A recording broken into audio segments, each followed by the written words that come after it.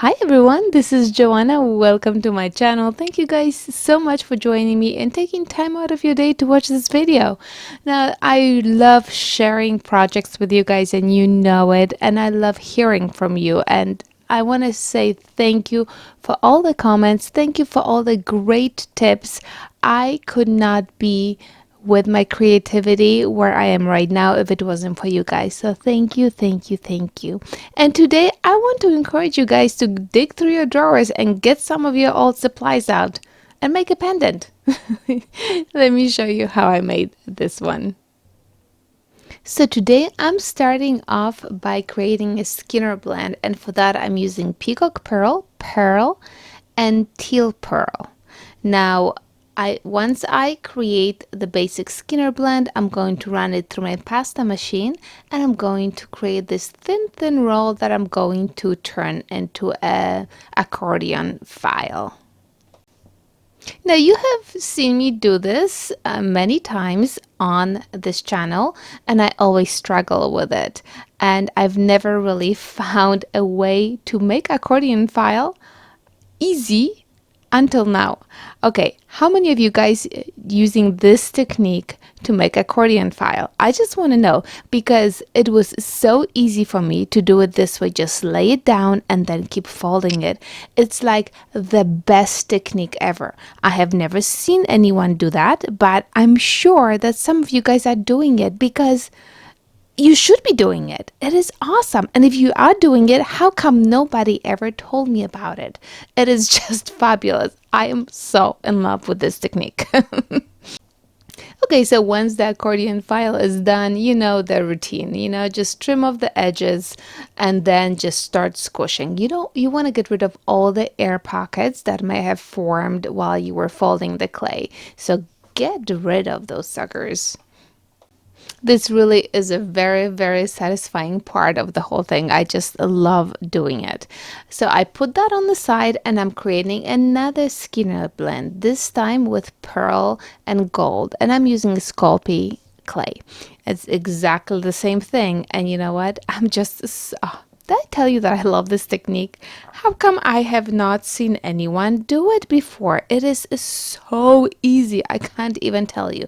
So it's the same thing. Now we're going to just baby that piece of clay and make sure that all the air pockets are gone and it's nice and it's smooth. And when we slice it, we're not going to have any holes. Okay, so slicing shall begin. Let's get a couple of slices and take a look how the slices are looking for us. I was hoping that there was not going to be any air pockets, and there weren't, so I like it. I really love those colors too. So we're going to slice this clay, and we're also going to move on and slice our gold and pearl. And gold and pearl are going to go on top of our project. So here I ran those pieces of clay in the pasta machine on the thinnest setting of the pasta machine. And I rolled out some pearl, and that's going to be my base. And here I'm placing, actually it was supposed to be one sheet of the dark, so peacock pearl and then teal, and then on top I'm putting teal, a pearl, and then peacock. And then on top of that, I'm going to put my gold. Now, the idea that I had, and it totally did not work because I did not roll the clay out thin enough, was that if I put the peacock on top of the teal, then when I start slicing, you're going to have a little bit of teal with the coming through the peacock, but it didn't work for me. So anyway, so you have those three layers here, and there you have it. I'm dragging out an old stamp set. What I love, I'm just using one flower. It's from Stampin' Up. I mean, I'm sure that they don't carry it. It was just like gosh, this is probably over 10 years old. And I decided that I'm going to start using my stamps more to create texture. Because when I started stamping the flower on my clay, it's not that you really can see that it's a flower. It's adding texture to it. So I decided, you know what, instead of investing in more rollers and this and that to create texture, I'm just going to dig out my old stamps, and that's what I'm going to start making. I'm going to use a lot more of my stamps just to add some kind of pattern to my pendant. And I forgot to mention that I actually spray the clay with water before I stamp it so the stamp doesn't stick to it.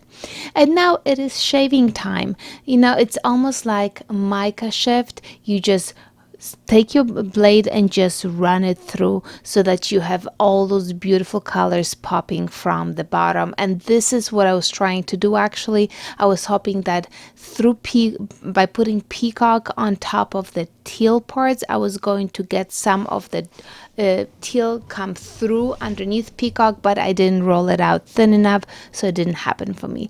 But as you can see, you can talk to your girlfriend if you want when you're doing that, because it does take quite a bit of time to clean everything off so that it looks fabulous. But look how nice it's coming out. I really, really love the design. And there you have it. It's all done. Now, freehand is always fun, but I wanted to use something else. I actually took my cookie cutters, the large ones, to create this pendant. And I want to show you guys, I'm sure a lot of you guys are doing that if you don't have a good hand for straight lines, this really, really works, especially for this shape of a pendant. So there you have it. I'm just going and I'm using the largest circle from my entire cutter, and I'm not sure if that's actually a cookie cutter. I'm not sure if I want to make such a big cookies, but it's a cutter. So I'm not really a fan of sharp edges, so you know, I have to take my favorite tool and just run through the edges and not make them as sharp. And yes, I made a couple of those because why not? I have everything already ready, and I created 2 Skinner blends just because I had everything. And I think that they both came out super, super nice. They are a little bit on the bigger side, but oh well. Now these guys are ready to go in the oven, but before I throw them in the oven, of course, I'm going to do something with the leftovers, and that's just me.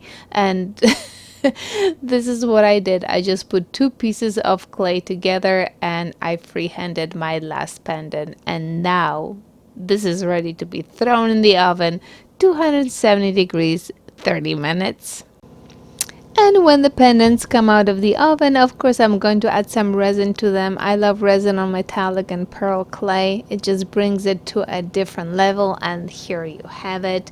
I really love the design that I got with that one small stamp, and it really encourages me to dig through my stuff and take out some stamps, and I already did, and start utilizing that rather than looking for texture plates or texture rollers and so on and so forth.